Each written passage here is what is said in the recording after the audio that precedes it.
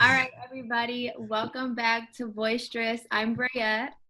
I'm Far, and today we have My name is Mohammed. awesome. We have Mohammed as our guest. We're gonna talk about a few interesting things today. But B, you want to start us off? Yeah, so today's topic, we're going to talk about masculinity, and we're going to just pretty much have a conversation. There's so many aspects that we can touch on, but just kind of the more important ones. So just to kind of start off, like, Mohammed, how would you define like society's definition of masculinity, and maybe how you play a part in that definition or don't? Sweet, that's a great question.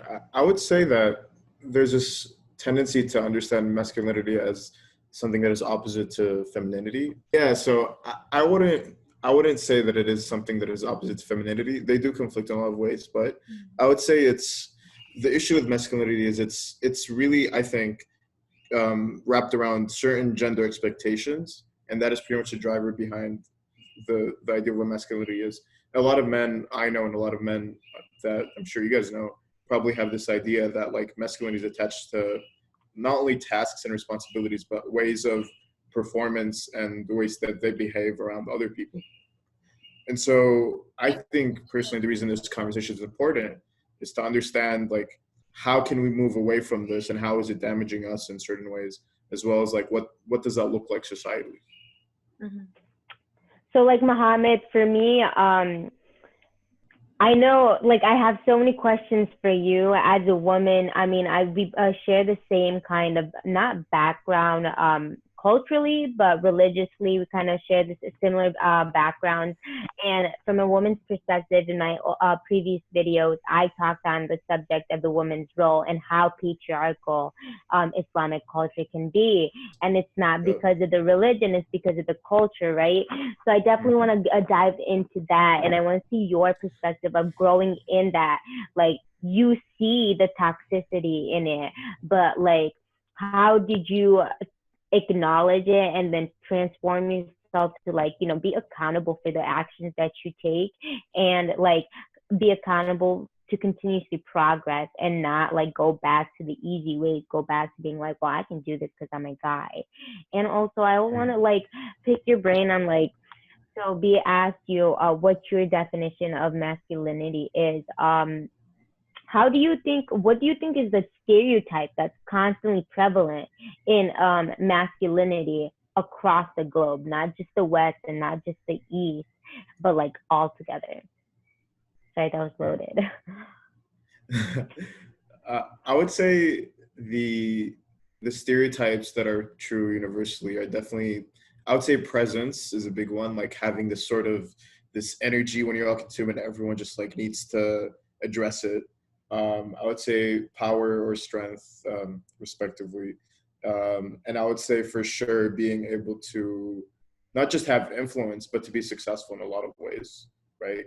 And that definition is different across the globe, of course. But if you are able to tangibly measure that success, I would say that's closest to masculinity personally. So like more so you got to be this macho dude instead of being able to, be more expressive or show more care or kindness. Is that what you're saying? Yeah, 100%. And to be very stiff, like you can't be tender. Like tenderness is a feminine thing. Of course, Like everyone understands this. stoicism, yeah, stoicism was Yeah, revered even in ancient times and now too, I guess.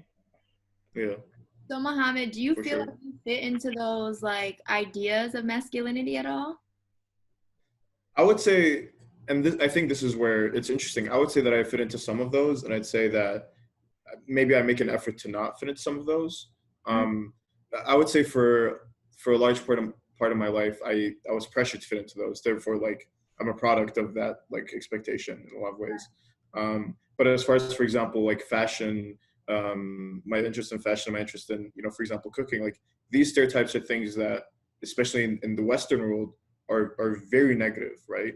But as far as I could tell you, like brown people, like we have to dress well. Like that's not like a, oh, that's gay thing. Like we're expected to dress well and smell and like take care of ourselves. But Yeah. like in the US when I moved there, it was like considered a very feminine thing, which is weird. Yeah, that is. That is hugely Not weird. everything's a fly. That's What's what that? me and B were talking about actually, like just yesterday. I was mentioning the fact, like, in America, like there are a lot of men that I've encountered who think taking care of themselves, grooming themselves is somehow gay in a like, and I think that's so crazy. I'm like, so you like making sure your nails don't look dusty, that you smell good, like that you're out here not leaving doo-doo stains on your girl's bed sheets. Like, you think Oh my gosh. that's not manly? And somebody literally, and you know how TikTok is a huge platform right now. So I spent some hours on there at times. And I was going through one earlier last week, and I saw this one, and it was a nice looking guy. Not nice looking, he was handsome, and he was making TikTok videos. And somebody in his comments goes like, "Man, America has gotten so fucking metro. Fuck this." Like, he's like, "Bro, what? You're mad because I make sure my nails don't hurt my girl when I finger her?" And I'm Uh, Oh my gosh. like, I'm what are on? sorry Like, people are on. mentioning that because literally I just had this conversation with my dad like yesterday, the day before. I don't know. Oh, I was just talking about how would he feel if his wife made more than him. I don't know how we got into this conversation. Right. And he was saying like I was like, would you feel like, less than as a man? Because I feel like that's an issue too. And he was like, I would feel like I'm not contributing. But he was more saying like, if he's not doing anything, he would feel less as a man. If he was still working, Mm. like, Oh yeah, no, that makes sense. Yeah. 5 days out of the week and she's working like the same but making more, he's okay with that. But then I asked him, I was like, Dad, would you ever get a pedicure? And he was like, no, why would I ever do that? And I'm like, what? I was like, y'all would be looking crusty. You need to go get yourself a pedicure. They so crusty. He's like, what, 45? So like there's also like generational things too. Cause I took EK to get a pedicure and he loved it. So I feel like as time goes on, it's not as looked down upon. It's like definitely generational. And Mohammed, you can come from your perspective, but for me, at least, what I've observed is it's definitely generational, but it's also an awareness thing. Like, if they're constant, like my brothers are constantly aware of the privilege that they have as males in my household, and Mm. also they also understand the different things that they're expected to do because they're males, and it's just like, I'll stand up for both things. First of all, I'll let them know this is privilege Yeah. for you. But at the same time, I'm also gonna make sure that they're getting like developing that muscle to be aware. Like, okay, this isn't right. I shouldn't be just handed this because I'm a dude. So like, I think that's a muscle that people need to start building. What do you think, Mohammed?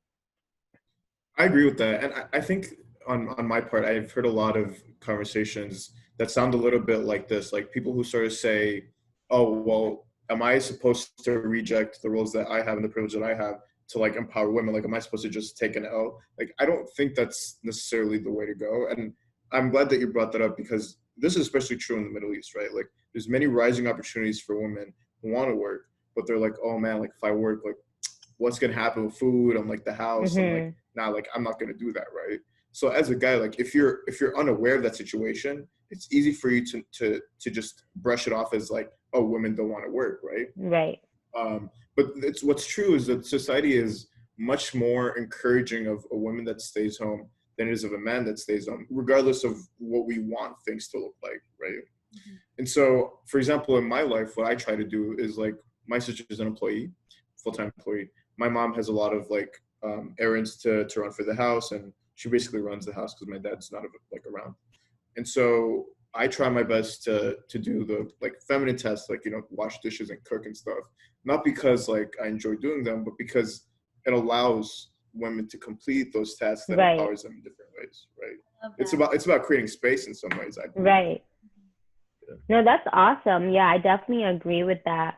Um, I don't know why society makes it seem like if men ever treat their counterparts as equals, they're degrading themselves. I think that's where the rhetoric started going wrong in the first place. Because once you put a negative connotation to something, it literally becomes a negative thing. So I think that's what we're seeing throughout like history, just men wanting to, because like this isn't a new thing, you know. Women haven't been sitting here with their hands tied on their laps, you know, sitting crisscross applesauce until 2020 to talk about this, you know. Like they've been Yeah. fighting for this for centuries. And it's like when men start realizing, okay, we can be equals, I don't know what the hell is wrong with them, but then they equate it to like women taking over or this or that. And I just do not understand that. Like, and I know 100% religion, no matter what religion it is, it could be Judaism, it can be like Christianity, it could be Islam. Like they all use religion as a source to like continue to support patriarchy and misogyny. It's crazy. Actually, I want to ask you this question. So, Muhammad, we were talking about, just like the way men are supposed to be expressing feelings or lack thereof, you know. And, Yeah. we are in this new, like, a phase. I think somebody made a meme and they were like, quarantine taught you two words, quarantine and entanglement. Two new words. So I want to talk about that, like just for shits and giggles. So Jada, like I don't follow this a lot, but my girl B over here, she loves Jada and the Red Table Talk. So like I would watch some episodes with her when we lived together, and then I watched this episode with her talking about this entanglement bullshit. So I want to touch on two different topics, and I want you to address like the male perspective of both topics, okay?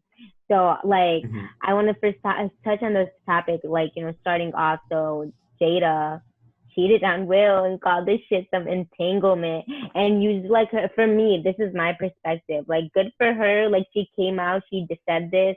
They're making money off of their pain, like capitalism at its finest, like good for you. But my biggest thing is like she used herself like awareness and her self healing and like use it in an excuse to like harm the one person that's been down for her for so long. I mean, I don't know their marriage issues. I don't care. But like, that's blatantly crazy to me. Like straight up like, I didn't cheat on you. I just had an entanglement. And like people were praising her, like, oh my God, yeah, Jada, come out, you did that shit, girl. And then they were like, Will's like, you better sit there and take it. Like, expecting him not to cry, expecting him not to do anything emotional.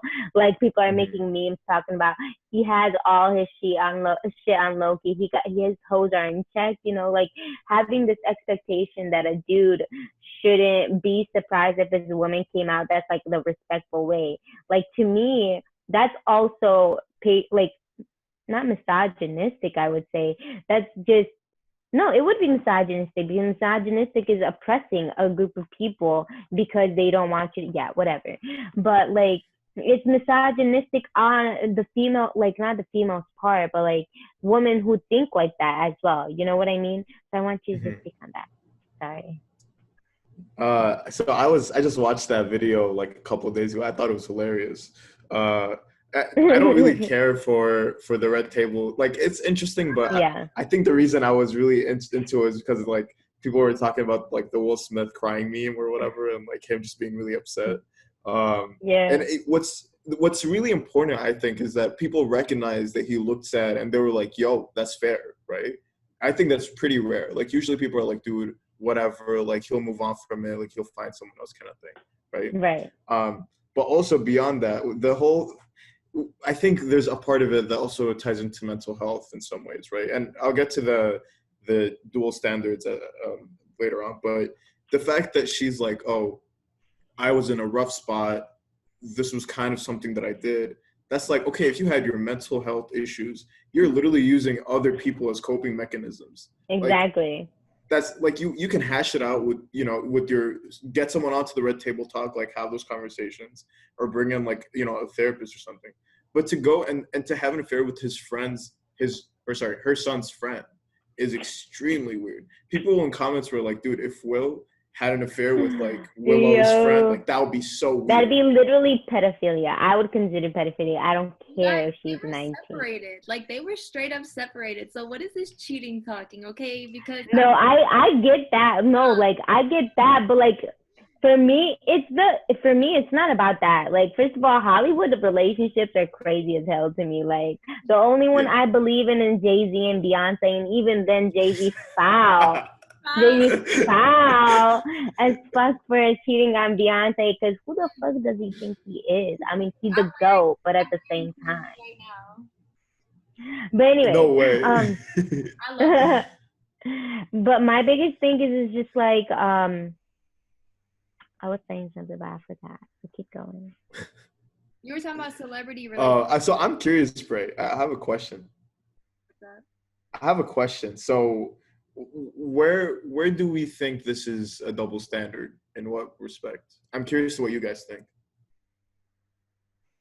I wasn't really talking about double standard. I just think like it was so crazy because I like what you mentioned though on like them recognizing that he was sad or whatever, or like not expecting, or like what Far said about he was expected to just not show emotion. My thing is this was 4 years ago, and the amount like that they talk with each other about their relationship, that's why I wasn't surprised that he was over here crying his eyes out on the show, because they have clearly had this conversation. This wasn't Right. time he heard about this. Like, you know what I'm saying? No, you don't cry like that the first time. Hell no. You go through some things when you hear something like that. I'm not saying like it's like okay that he didn't show emotion. I'm just saying like the way that people overdid it was like where I was. And like the only reason is because I think like because I'm always the thing is like Far knows like I'm always down to defend a woman, and that's just me though. But I think because we're so used to men like going out, stepping out, or whatever you want to call it, it's like when a woman does it, it's like a whole different, situation. And like I just feel You like, don't understand. I don't expect anyone to step out. You step out of line with me, you just done for. but women are supposed to, not supposed to, but No, like I know what you mean. Like we're expected to like take the ish more, right? yeah, And like so, no, I definitely see what you're saying. Be like the double standard coming in. Well, the way I see it, I don't see it as that. Like, I mean, I'm 100% sure. Like I said, these are Hollywood relationships. None of them make sense to me. Like, and like they can't, because they live a lifestyle that we cannot comprehend whatsoever. They literally have to step into somebody else's life completely for like years, act like they took somebody else on scene. So like they're living completely different lives than us. So I'm not saying that. My thing is coming where it's like Mohammed said. I think that's where for me the issue comes in, where she legit is using people to like get over things, and then she just casually just mentions, yeah, it's just an entanglement. Because like for me, like somebody's so big and having a platform so huge, obviously she can say whatever she wants, but at the same time, they're like dumbasses who listen to this shit and like will literally use that as we were talking about yesterday. People will take anything that they can, any information that they can, to twist it and make it so it's valid for their to support their whatever. So I feel like people will take this shit and like just start slanging entanglement around. Like, I shot her up because she was entangled with me. Like, I don't know the fuck. Yeah. And I think that's really important, because if one of my homies was like, yo, we were separated and then, something happened, I got with somebody and like she found out, I don't know what to do about it. I'd be like, you should have told her. Like, sure, you're separated, but like at least make it known, right? Like yeah. that's my thing. If you're getting back together, like it should be fully out and like transparent. Mm-hmm. I just That's think all it it's is. crazy. And you know what? All Like you're right. talking about how it's a Hollywood family. Keep in mind that like people would be throwing all kinds of hands at Jada if she was like, okay, like we can't quit. They'd be like, we need this family to stay together. The Smiths are like the second biggest family in Hollywood Are they? I mean, after I after don't the know. Kardashians. I thought. I don't know. The Kardashian, Muhammad, goodbye, goodbye, Muhammad. Kardashian stuff are. She just not with it. Goodbye, Muhammad. So Mohammed, how do you feel like do you have any friends or like people or family even that you know that like maybe have opposing views or maybe like are very strong on the male role in like society Hmm. that? Dude, most of the my extended family actually. So, Mhm. so here's a funny Can you example. speak This on is that? Like, hilarious. yeah. So my and this is like my aunt, right? So this is extremely close. Um, my aunt doesn't think that like the man should help like his mom or his wife in the kitchen. Like she thinks that's blasphemous. It's like when she finds out that like me or one of my cousins like went to the kitchen once, she'd be like, "Dude, what is he doing?" What? Yeah, like she's so against it. And like the thing is, she wouldn't have her kids help her either. And if she needed it, she'd be like, "Nah, I'll suck it up." Okay. That's crazy to me. Yeah, and it's even more than that. Like I know a lot of my male friends and male cousins and stuff would be like, a lot of people were against the way I dressed because they thought it was like too preppy or whatever. I mean, that was for sure a thing. But also like there was another experience I had once, and this is sort of a personal experience more than anything. I don't know if anyone could relate to it, but there was a time where I had a big dispute with my sister a couple of years back, and and it was like really tense, and like I was very very tense at the time, so I accidentally like teared up a little bit and like started crying a little bit, right? It's just normal. Sometimes like stuff gets like chaotic and tense, right? And my family, especially my mom, my sisters, like instead of trying to empathize with it, like they were pissed that I was showing that. They were like, "You gotta stop! Like you're a man, like you can't be doing this, right?" And Really? I think That's this, crazy. Yeah.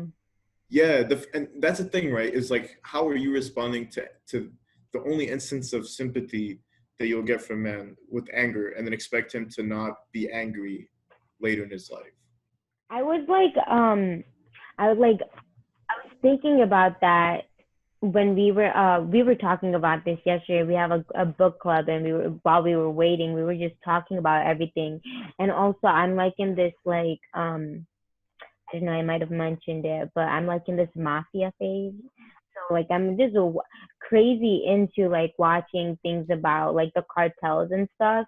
And I was Mhm. thinking about our topic of like, misogyny and patriarchy and the role of men and what men are expected to do, like the role are how they're supposed to carry themselves and how they're supposed to act. And I realized like there's a lot of countries, a lot of male, patriarchal countries that come from where even the woman from a very young age, when they see their son cry, they're like dry up your tears. Real men don't cry. Like men don't have a reason to cry. And it's like it comes like I feel like sometimes you can look at it as a double-edged sword where Mhm. not only are they acknowledging that men are not allowed to cry like because they have this privilege, like it's almost like saying fuck you, what the hell do you have to cry for? You have everything handed to you, you have all the power, so dry up some fucking tears. And they say it from a young age too. I've never experienced it personally. Like my parents, I mean, my brothers are expressive and they cry if they need to, but like I have cousins who do not cry. Like on my father's side, like they will not cry. They will not show emotion, and it's just like that's how they were raised. Though it's just like they wouldn't be nobody would get mad, but it would more so be like their side of the family would be like they'll make fun of it. Like what are you crying for? Like you're pussy. Like I Mm-hmm. don't get that. It's like for me, it's just like teaching a little boy that having emotions, that dealing and talking about those emotions is feminine somehow, is somehow weak, and it's like not okay for them is ridiculous to me. Just because it's like that's why we have so many grown men with so many issues, like so many issues. Like you have grown men who can't even finish a sentence without cussing at somebody or without Yeah. flipping out and like trying to beat your ass. Like get the hell out of here. Have a conversation. Take 3 deep breaths, bro. Yeah, that's my spiel. I read this thing and it like really kind of like hit me. And because if you like kind of think about all the like school shootings, and like most of them are like young boys, right? And like It's white males, white 16 to 15-year-old I knew you males. wanted to throw that in. I was waiting for I it. want y'all to know it's not no little boys, it's white males who are deemed mentally unfit, but not terrorists. They're terrorists. Okay, keep going. Just aside from the whole like that thing, but it was like in this article I was reading, it was like the most dangerous man is not like the one in power, the one who's successful. The most It's dangerous the man is the one who's like depressed and sad and hurt. You know what I'm saying? So it's like just how you were just talking about how like starting from a young like adolescent age, how they can't even express themselves as a toddler or like a growing teen, you know? And it's like that's going to suppress their emotions all throughout their whole life, and then they got to, you know, be in these positions of even power and be hurt and be in power. That's just like that's gonna really mess us up. I mean, think about the crazies of the world, like Mussolini, Adolf fucking Hitler, like Trump. Like, come on, like they're over here making history, but they're crazy as fuck.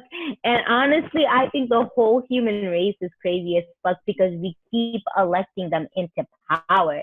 Like history keeps repeating itself with crazy ass motherfuckers in power, and us just going there how did that happen? Like, we did it. Okay, keep going. Yeah.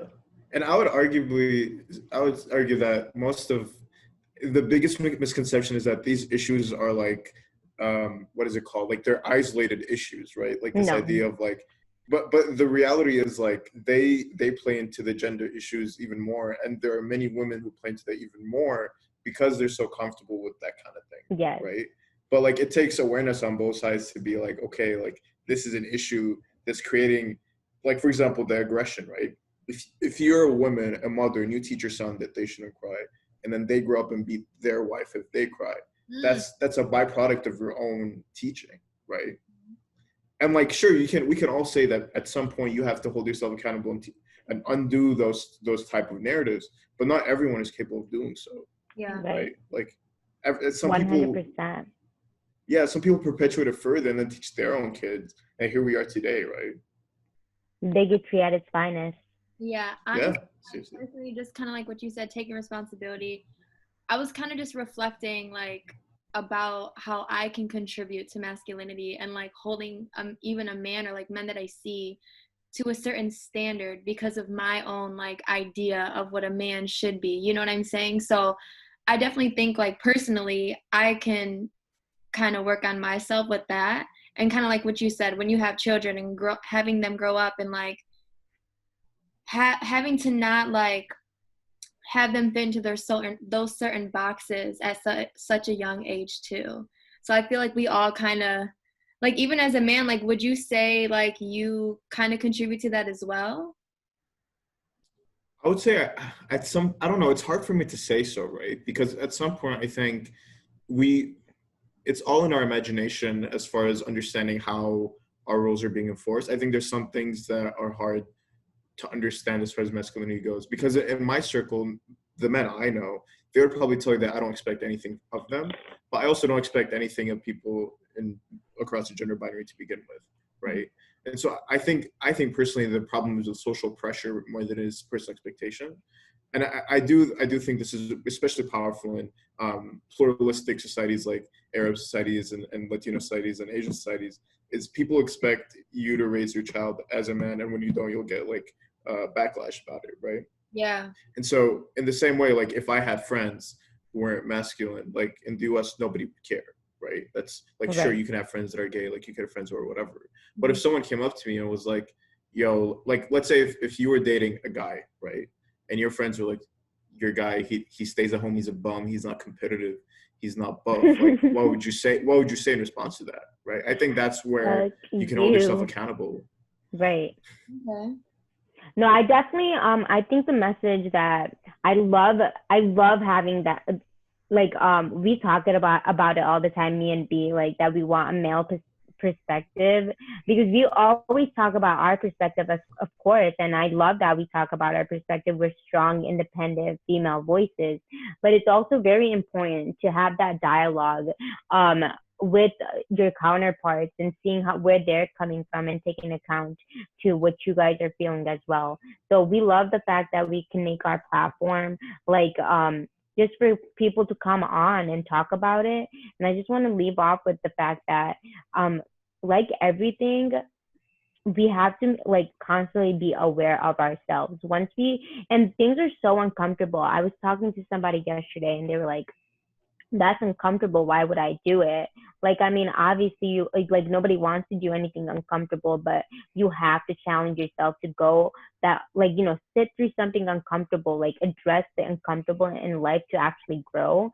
And I think that why our generation and the younger generation after us, why we're doing such a great job at starting to acknowledge and starting to like actually be like, all right, we need to change some shit is because like, we're looking into ourselves and being aware. And I think that that's what we need to teach moving forward. Like, there should be no reason why still in 2020, why we're talking about like men can't cry and this or that.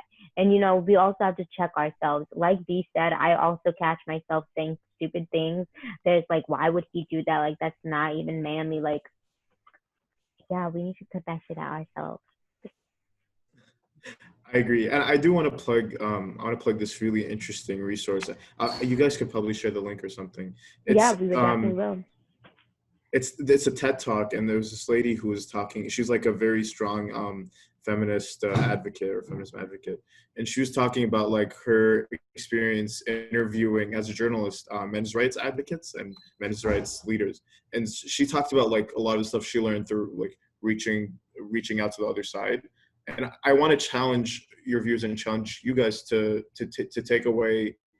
I think she's a little too biased in it, but I would like to see the kind of nuance that everyone can receive from it. Thank you for having me. It was a great conversation. Of course. Thank you. Bye. Have a good day. Bye.